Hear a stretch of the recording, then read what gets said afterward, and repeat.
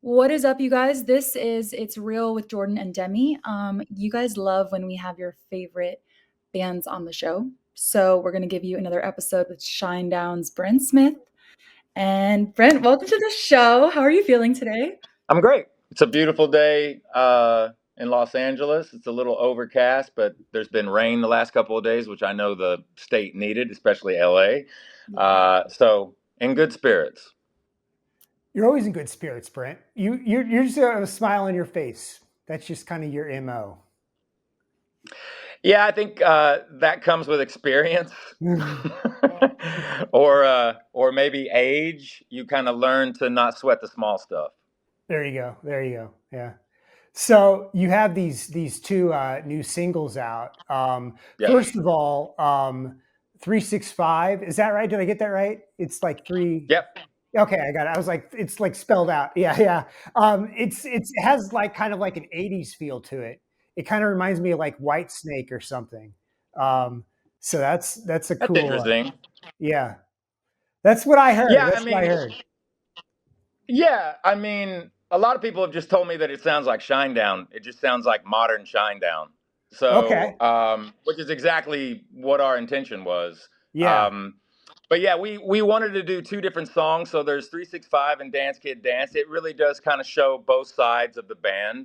Um, look, we've always been very open minded about the fact that we understand that when people say Shinedown, a lot of times to people they think of a rock band, but we're just heavily influenced by a lot of different artists, and we kind of like to play in a really big sandbox because music for us and just we love a lot of the new music that's coming out, but we also harken back to old school thought process when we're making these records and we're writing these songs. We're trying to have diversity and really give the listener a lot to choose from.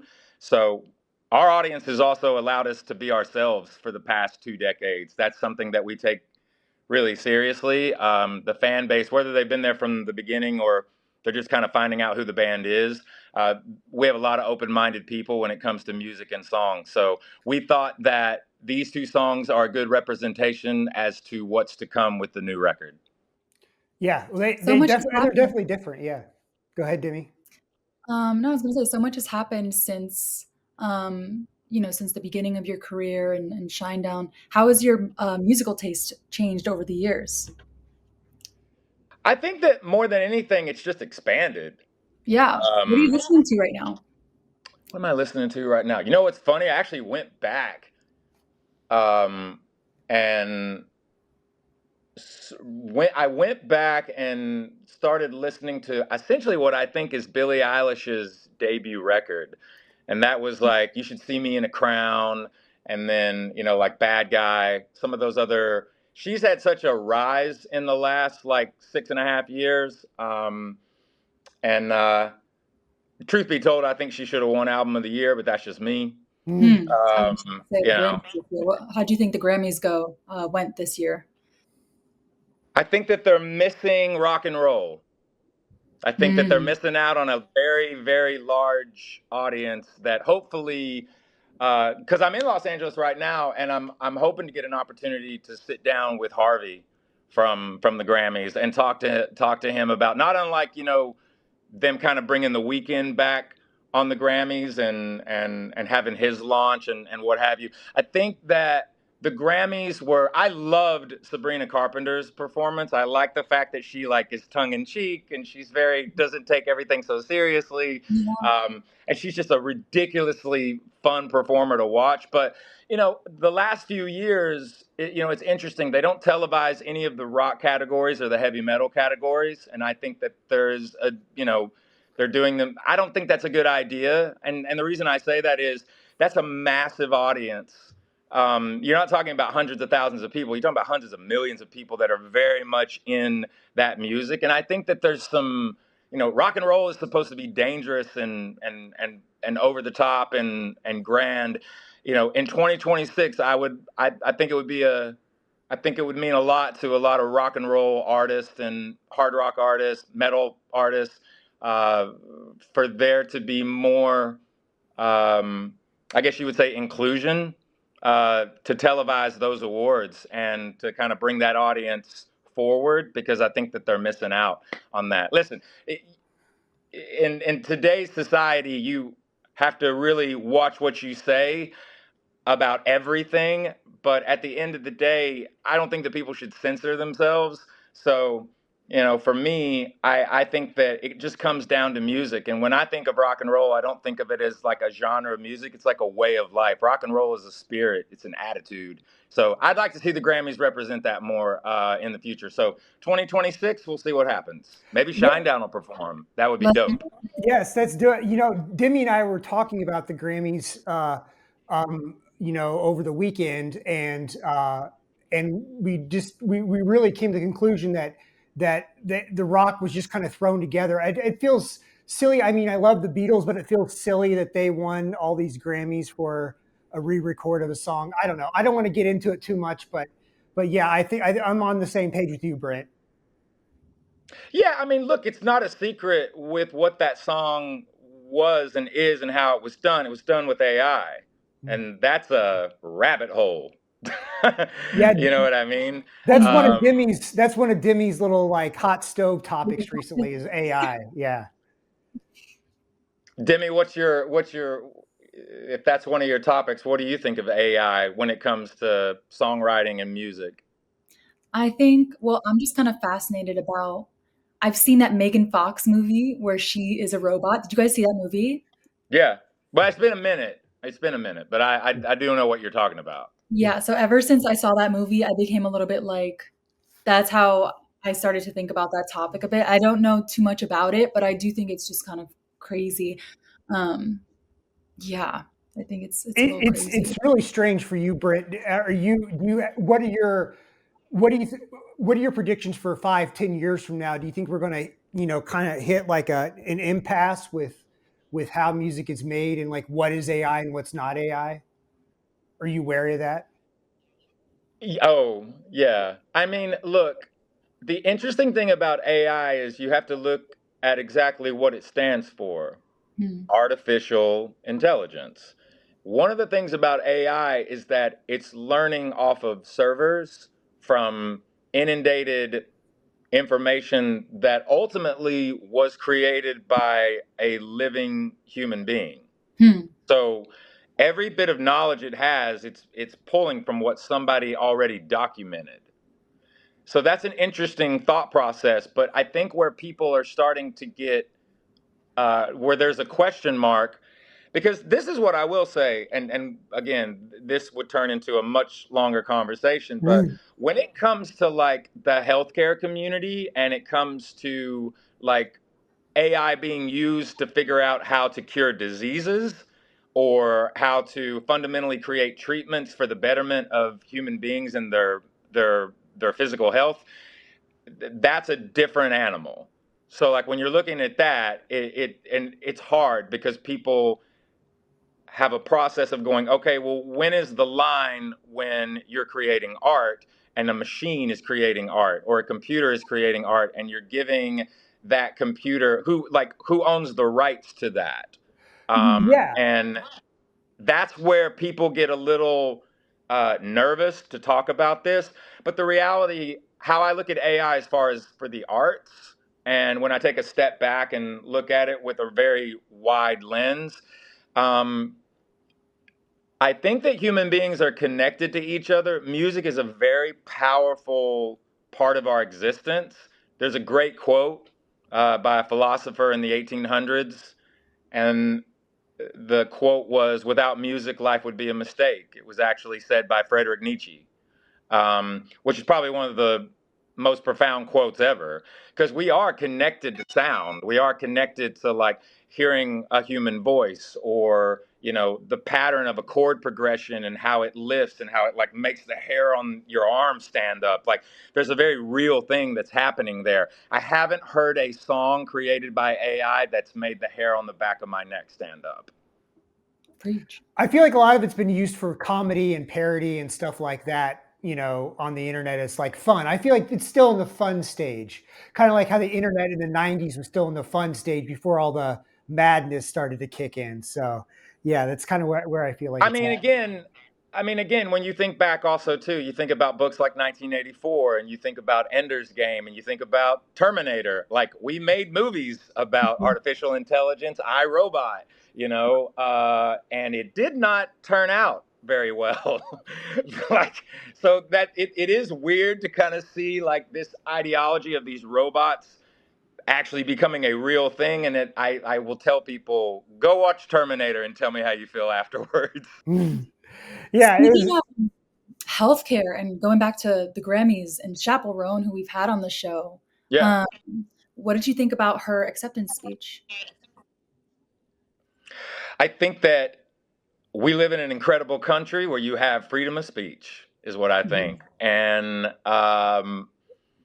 look, I understand where she's coming from. I've done a little bit of like, I don't want to say research on her because that just sounds weird.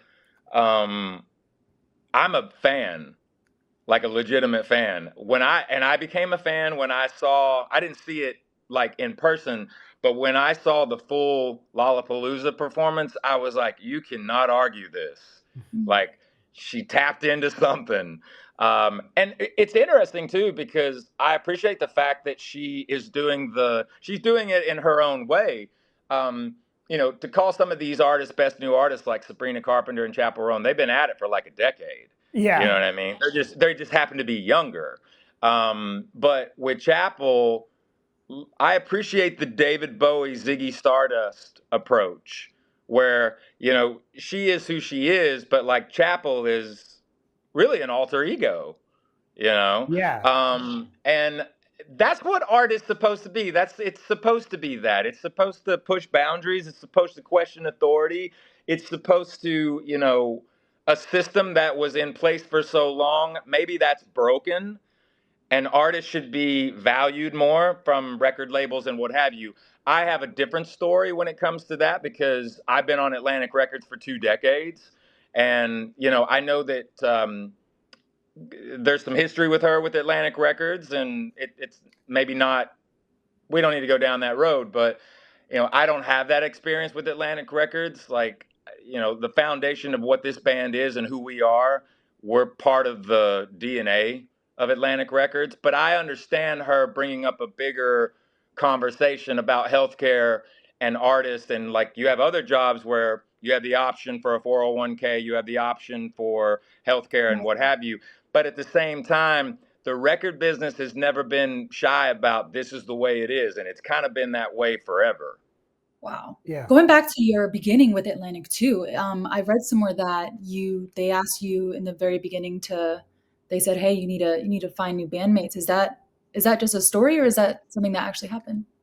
Well, you were a solo artist first, right? And then you kind of. No, no, no. I wasn't a solo artist first. I was never a solo artist actually, and I appreciate you bringing this up. But yeah, the my story is a bit Shakespearean when it comes to that, and again, it kind of goes back to remember it's called the record.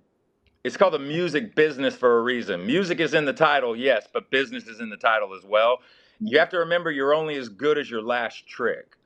So, they're in the business of exposure and making money. However, I was brought into Atlantic Records in a very unique time because it was all about artist development. So I was signed to a band originally on Atlantic Records. I was a band out of Knoxville, Tennessee, which is where I'm from. That band had a 9-month demo process. The band was dropped. I was re-signed to a development deal. An A&R, That's what I. yeah, an A&R guy who is a huge part of my family is named Steve Robertson. Everybody in the industry calls him Steve-O. He actually runs a management company now called Severance with Mike Easterlin. Um, Great, great guys. Um, but Steve at the time, and you got to go all the way back to 2001 ish, well, actually more like 1999, 2000. Um, Re-signed to a different deal with a 6-month kind of open window, like either something's going to happen or something's not going to happen because Steve-O went back to Atlantic and went in front of a gentleman by the name of Craig Cowman and said, I think this guy is a songwriter. I think he's a performer. I think he's just maybe not with the right people. I want to give him a development deal and see what he does. And then that took me on a 3-year journey. And then the estate of Shinedown started in Jacksonville, Florida in 2001. And I formed Shinedown through all that. And so, but I am the example of, still to this day, I'm an artist that is constantly in artist development. And that's the beauty of Atlantic Records in a lot of ways, and why I put so much emphasis on that record label, because the experience that I've had at Atlantic Records is that they have always allowed me to be an artist. And yeah, there was a time limit on certain things because they had to see if there was something there. But again, on the artist side, it's your job to show them that there's something there. And so you can never stop learning. You can never stop practicing. You can never stop pushing the envelope. I mean, as a songwriter, you write 100 songs and you hope that, if you write 100, you hope that 10 of them are really, really great. You pray one of them is phenomenal. And then you just write 100 more. Like, you can't stop the process. Like, there is a dynamic to this where an art is subjective. We call it staring down the beast. And staring down the beast is looking at a notebook with blank pages, and you got to fill them up. So start filling them up. Let's go. Wow. I feel inspired now. If I was Me too. if I was a 16-year-old in a band right now, I was watching this, I'd be like, yeah, let's go. Let's get it. Let's get it. You have to, man. And that's the other thing too. Like, there's enough negativity out here, man. Dude, it takes way more energy to like be negative. Like, you just got to get out of it. And I would tell people, like, I know that they're probably watching this on their phone or on their computer, or maybe they've got it, HDMI, and they're watching on a television, what have you. But like, get off of your device and go outside and go live. Experience the world with these right here. You know what I mean? And with this, with your heart, your mind, your body, and your soul. Like, we have a finite amount of time on this planet, and time is precious, but it's not promised. So go out and live your life. Like, experience, especially if you're an artist, go out and experience things, and then allow yourself to express that in your music. Nice. Yeah. Yeah. You guys are doing a big tour coming up here. Yeah. Arenas. Super excited about it. Yeah. Yeah. Yeah. I'm curious, you guys do arenas. One thing I've always wondered about is a lot of these modern arenas are pretty similar. How well do you remember? Like, I'm from Kansas City, so you played the T-Mobile Center, FKA the Sprint Center. Hell yeah! And Kansas City is known for being a good, like, they love rock and roll in Kansas City, but yeah. Do you remember each arena? Do you know, oh yeah, I like this place because of this thing? Or how well do you remember the individual arenas when you're setting this up? Every arena has a different heartbeat, because it's in that particular city or in that particular country. And so there's a nostalgia to that every time we go back to that particular arena. Or it's always fun too, like when you go to the arena and then you get an opportunity to go to the stadium, or you get an opportunity to play like a big festival or what have you. So there's always these very unique things in every different city and every different arena, because it's their culture, it's their city, so it's specific to them. So yeah, there's always, like, some arenas, like, we know which ones have the best dressing rooms backstage. We know which arenas have. Kansas City has some of the best catering in the world because the barbecue is off the hook. So, like, there's always that. There's these little things. Some arenas, like, they're sporting events, and then some arenas are like solely just for music. Like, the Kia Forum is solely like entertainment, music, what have you. So yeah, and some of the buildings sound better than the others. Like, our front of house engineer, Andy Myers, who is an incredible engineer. He'll tell you, like, this place is a little rough. This place is really good, you know. So yeah, they all have different bones. And at this point, do you get to choose who tours with you, or is the label involved? Like, how do you? I mean, I'm picturing you like sitting in your office, like calling people up. What are you doing this spring? But how does that work in terms of getting another band to tour with you? It actually works. There's not really any rules when it comes to that. There's not like a method to that really. It's nowadays you don't have the quintessential like management, like my people will call your people, like I am my people. So, and obviously we work with, again, we've been on Atlantic Records for over 2 decades. We've been with the same management company for 2 decades, which is Indigood Entertainment, Bill McGathy. We're very loyal. But like and we see the music business change, and then like in the United States, our booking agent is Ron Opaleski, and he works also with with Lucy Dickens, who does our international and things of that nature. So there's a lot of people like that are involved in these things, but sometimes it's just you meet another artist or you cold call another artist because you ask your management, hey, can you get me this person's number? And then they'll ask, like, I talked to Gavin from Bush the other day for about an hour and a half. I never had his phone number, and I just got it from somebody and called him up, and he was cool to talk to me because he's going out on tour with us. We have Morgan Wade and Beartooth for the first 10 cities, and then the second leg of the tour, which is about 30 cities, is Morgan Wade and Bush as well. So a lot of times you just go in and you just start talking to people, and as you tour through the years, you get phone numbers and see people at festivals and things like that, and you call them up and ask like, hey, what's your schedule? What are you doing next year? We've got a record, or hey, we haven't been back to this country, or we haven't been back to this territory in a minute. And they're like, well, we haven't either. Hey, let's go do it together. Like a lot of artists right now are doing like shared production in Australia because it's really expensive to go to Australia right now and tour, but there's a lot of people that want music there. But like when 2 or 3 bands can go like to a place like Australia and everybody can share the production, you end up being able to save the money that you need to kind of break even to go over there and play. So there's really not a rhyme or reason. There's not necessarily there's not a playbook. You got a network. I feel like we're getting like rock and roll 101 from Brent Smith. I do find this kind of stuff fascinating, how this stuff's put together. And I would love to hear the recording of you and Gavin talking for an hour and a half. But you know what? Because Gavin wasn't and I'm not saying that like there's a switch that goes off like when there's a camera, but like we were just having a conversation. He was actually at a car dealership. I think he was buying his son a new car actually.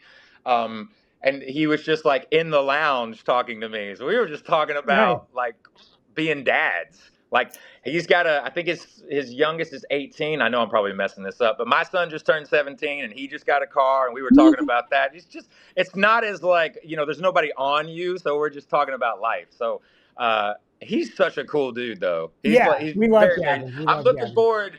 Hopefully I'll be lucky enough and he'll cook me dinner with the show that he's Oh doing yeah, right now. yeah, I know yeah. it's just, yeah. So maybe I'll get lucky and he'll cook me dinner.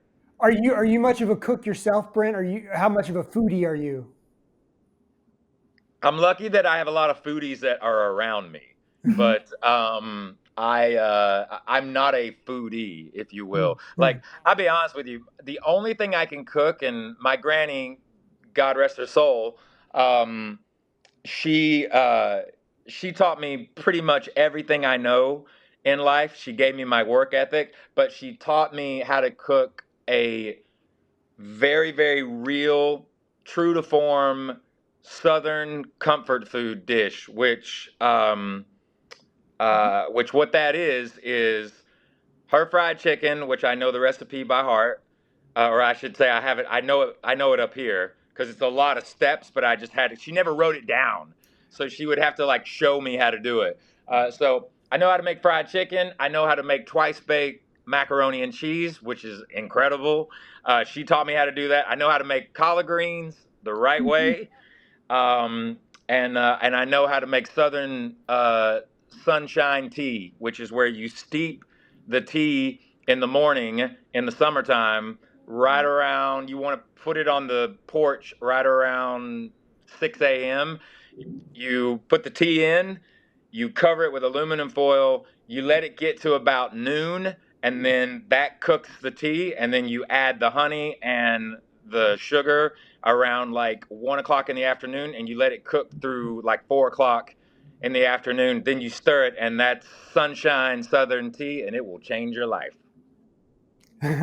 My mom used to make sun tea when I was a kid, but I don't remember the tinfoil part. So maybe that's a Well, that's I what feel like cooks that's it. yeah, yeah. Wait, guys, it's called sun tea. Is this a Southern thing? Yeah. Kind of, yeah, yeah, yeah. What I mean, makes it can it be fun, it can though? be a it can be a northern thing too. It can be a West Coast thing too Yeah. because it gets hot in the West Coast. So you could call it West Coast sun West tea Coast out tea. here. It's basically you just get like a glass pitcher. You don't want it to be like a plastic pitcher or like aluminum or anything like that. You want it to be a glass pitcher. You take that out. I can't remember, the ounces versus the ratio of the tea bags themselves, or like how much tea that you're steeping. But she would always do, like a liter or liter and a half of water, and then that was like four like Lipton tea bags in there. Cook that for about 4 hours with the aluminum foil on it, and then it was like a cup of sugar and like a little bit of honey, and then you stir it, and then you put the aluminum foil over it, and that basically just cooks it boils the water basically. But you just do it without like electricity or like on a stove or something like that. For some reason, it just tastes better when nature makes it. Yeah, Demi's about to introduce sun tea to New York City. That's Yeah, totally. You're gonna have to wait till May, I think. But we'll yeah. It'll get hot in New York here in a little bit. But yeah, you could make New York sun tea anywhere where it gets hot. yeah, yeah. You mentioned your son's 17. Is he following the family business? How musical is he? Like, what's his Well, his path? name is Lyric, right? So he's definitely, I assume, is he musical? You know what's interesting? In the last year, kind of overnight, he's become way more interested in music. When he was born, because the thing is, I live on the road. Like, I had a house in California from 2010 to 2016, but I was never in it, so I sold it in 2016. But like, um, I live in hotels, and I'm on the road like 280 days out of the year. So with him, when he was born, I made a promise to him, which was I would never make it about me, and I would never miss his birthday. And I've held true to that. And the interesting thing is that he had a basketball in his hand since he was 6 years old. And last year, he kind of woke up one day and was like, "Dad, I don't want you to be mad at me, but I don't think I want to play anymore." And I'm like, "I'm not mad at you. If you," because that was kind of his path. He was kind of thinking that was like his path. And then one day, and I appreciate the fact that he was honest with me about it. He said he just walked into the gym one day and was just like, "I don't love this anymore. I still love the game. I still like watching it. I still like to play it. But like this competitiveness to it," he's like, "I just don't love that part of it anymore." And it's like, listen, the beauty of being a human being, son, when I would talk to him about this, I'm like, you're allowed to have as many human moments as you need in your lifetime. And there are people that, they have 3, 4, 5 different professions in their lifetime. You're allowed to change your mind, or you're allowed to be interested in different things and what have you. So he was a little nervous in the beginning of like, all I've known is basketball. Like, what is the next step for me? And I was like, son, that's the beauty of the process. That's the journey. Like, the secret to life is really one particular thing, and all that secret is to live it, you know? So now he's definitely like kind of really into music all of a sudden, and he just picked up a guitar about 6 months ago. And I gotta say, and it's not because he's my kid, but like, he's actually picked it up pretty quickly. His two favorite bands right now is Rage Against the Machine and System of a Down, like, which that kind of came out of left field. But like, he's learning all these songs, and he loves Blink 182. He just kind of found out about Green Day, so like, punk rock and, you know, some of the heavier new metal stuff he's into. But, you know, he's also, you know, really into like Kendrick Lamar, you know, different things like that. So it is interesting that he's kind of like he's dove into music kind of recently. That's cool. That's cool. It's cool that he's kind of feels the freedom not to do what people expect him to do, or he can pick one thing up and pick something else up. That's cool. Like my parents were always supportive in that way as well. Yeah, you got to let them, you know, there's a there's a saying where it's like, you know, you got to let your kids play in traffic. You know what I Yeah, mean? Like you can't like you got to kind of push them. You know what I mean? You can't protect them forever. You know, they gotta know how to kind of navigate the world. So sometimes you know, you got to push them out there, man. See if they fly. And yeah. if they don't fly, you pick them back up, and you're like, okay, let's reassess I've reassessed this. a couple times. I've reassessed a couple times. Yeah, By the way, so do I. I fall on my face all the time. yeah. I the one thing that we didn't get to last time we talked to you that I really wanted to was the bizarre situation of your song "Second Chance" being the final number one song on the Casey Kasem top 20, I think it was at the time, and Wild. how bizarre. After that's kind of like one I of don't know if I the would say it's. I don't know if I would call it bizarre. I would. I think of it more as that was a beautiful thing that happened actually yeah. in a lot of ways. Well, I found the recording after we did the interview, and we talked about it just a little bit, but I went and I found the recording of the show on YouTube. And it's Yeah. really strange because you hear Second Chance kind of fade out, and he goes, and that was number one song, Second Chance by Shinedown. And then he goes, it's been an honor serving you for the last 40 years. I'm like, it's so weird to be like, that was Second Chance by Shinedown. We'll see you later. Thanks for 40 years. It's such a weird, like 30-second stretch of audio. It's so weird. Yeah. But it's cool for Yeah, you. and then it Really was. cool. Yeah, and the cool thing about that too was we got to meet his daughter, and she's a friend of the band. Um, and you know, just being able to hear stories about him, and you know, that legacy that he left is very very unique.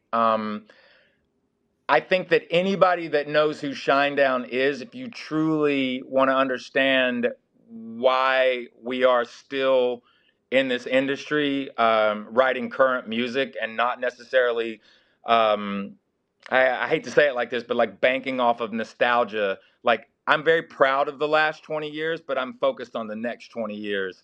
And when it comes to radio, especially in North America, radio built this band and continues to build this band and propel us forward with those relationships. And he was the shining example of an era of radio that was such a golden age. Um, and now with streaming and the way that people consume music, obviously we're competitive in that circle as well. But like radio is such a very very important tool for us, and we still are an example of it takes a bit longer, but streaming will get your music heard, but there's 140,000 songs like uploaded a day, and streaming will get your music out there, but radio in North America will give you a career. And and so a lot of that is built around that. So I think of Second Chance when that was the number one song in the country, and then coming back to present day and like what we did last year with A Symptom of Being Human, and being told for a long time like this band is a rock band, you should stay in a rock band lane, like this is your lane, stay in it. And it's like that doesn't allow us to grow the audience. And the one thing about radio is that there's different formats and there's a wide audience out there. So we always wanted to be a band that was looked at as a genre bending band, because we don't write music or songs in a box. So we're always looking outward, and radio is a massive part of why we're able to do that. I mean, A Symptom of Being Human crossed 6 formats, and now moving into Dance Kid Dance and 365. 365 is just, I mean, I don't want to jinx anything, but the response on radio and streaming, for 365 specifically, like there's multiple formats already embracing it. So my hat's off to Casey Kasem for being an OG. And I didn't mean to offend you by saying that No, no, no, 365 no, not at all. 365 sounded like 80s. I had an 80s vibe to it, and you said it sounded like China. And I didn't mean to put something wrong No, with no, no, no, song. not at all. Yeah. Like Hey, again, you need to go everybody's back, you guys. Everyone's talking about it though, by the way. Yeah, no. that, Yeah. I think that for me. By the way, let's just go ahead and put it out there on the table. From 1980 to 1989, everything, like for me, I love that era of music, but not just like the heavy metal and some of the glam stuff, like all that music. Like people are kind of taken aback by me when I let them know like how massive of a fan I am of Madonna. Like all of the 80s Madonna stuff, I know it all by heart. Like it's dude, I loved that era of music and I loved White Snake. I loved, you know, all of those different bands that came from that era. Like I was a massive Cinderella fan, obviously a huge Def Leppard fan, a Guns N' Roses fan. All of that music, is embedded in my DNA as yeah. well. So no offense at all. It's just when I think of 365, I think of it as a more modern Shinedown song. But there's probably definitely influences in there from, a nostalgic, late 80s era. I can hear that in the guitars a little bit. Yeah, the rhythm guitar kind of that's where I got it from. Yeah, but yeah, I love Madonna too. I'm "Live to Tell" is one of my favorite songs of all time. Oh That's my God, dude. That's like one of my favorite. It's kind of like a B-side, but that is literally one of my favorite songs of hers ever. well, I just thought like your voice would sound dope covering that song. Like if you kind of like I'm mix gonna the write lyrics that up a little down. Hang bit. on a Yeah, second. So I need I need to cover live. I'm literally gonna write this down. good. So Live to Tell. You're getting exclusive right here. So like in a couple of months, when you hear Live to Tell by Shinedown, you'll be like, hey, I did that. I sparked that idea. Yeah, Let's go. and add I it to didn't your think about like. that, man. That's so wild that you brought that song up. That's one of my favorite songs by her. That and Oh Father are like Oh yeah, "Oh like Father" is those great two too. songs. I remember the music video when I was a little kid of "Oh Father" scared me because of the violent, like like there's a scene where he like pulls apart this like pearl necklace and it like falls over the ground or something. I like remember Yeah. that video. Yeah, it was a really powerful video. The other thing too in that song, especially with the video, I remember back in the days, the early time in like VH1, I would wait up. I would sneak downstairs to hope because it was early, like, MTV was a thing, but VH1 was kind of new. And but so like they would, everything was on a loop, if you will, of like whatever current videos they had of that era. Because VH1 was more of the kind of more hot AC visual, Yeah, like top 40 it visual, was where MTV for where adults. yeah, exactly. Like MTV was kind of everything, but VH1 was a little bit more adult contemporary. And I remember, like, I would sneak downstairs, and it was usually between like 2:30 and 3:30 a.m. And they would play "Oh Father," and I would like hope to like see it, and I would most of the time I would get it. But man, when it was like one of the first times too that like the subject matter in a song was something that I was trying to figure out because my parents are still together, and which is the sweetest thing ever. Um, but watching that video and kind of hearing her say like, oh, when she says, "I got away from you, I never thought I would."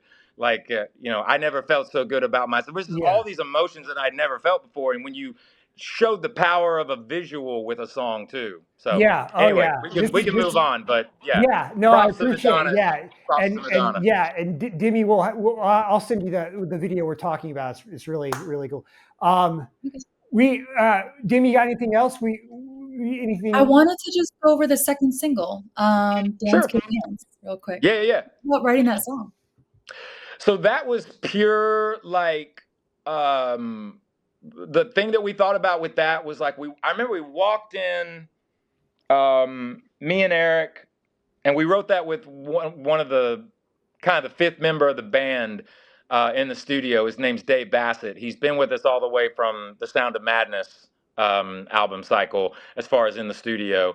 And it was me, Eric, and Dave. I just remember we were like the word we kept throwing around, and we were kind of the mind's eye of like, what's the what's like the rock element that we're going to release first? Like, what are people going to hear since the last album? And I just remember we just kept saying to ourselves, I want everybody to dance. Like, I want everybody to, like, I want the song to be punk rock. I want it to be four on the floor, just, leaned in. But the other thing, too, was like, we wanted it to really sound ferocious, but we wanted it to sound fun. And that's really what that song is about. I mean, more than anything, there's a heavy social commentary going on in the lyrics, but I mean, at the end of the day, too, we just wanted to have a song that, opening this new tour was something that out of the gate just brought the house down. Yeah. And we just shot the videos for both Dance Kid Dance and 365. I can't wait for people to see the video because it is out of control. And it'll be like in people's minds when the tour starts. The songs will have been out a little bit, and it's like you've done this before or something. It's like you know what you're doing. I've done it a couple times. Yeah. Trying not to repeat myself, or I should say, we as a band are trying not to repeat ourselves. Yeah. All right, thank you so much, Brent. We really appreciate your time. It was my absolute pleasure. Thank you both so much. I appreciate it. All right. Oh, look at the thumbs up. I know. Hang on a second. I wonder if it'll give me it sometimes does this. It sometimes does it. Will it do the heart? Let me see. Oh man, it wouldn't give me the heart. All right, we'll have to. Yeah. You got it. Okay.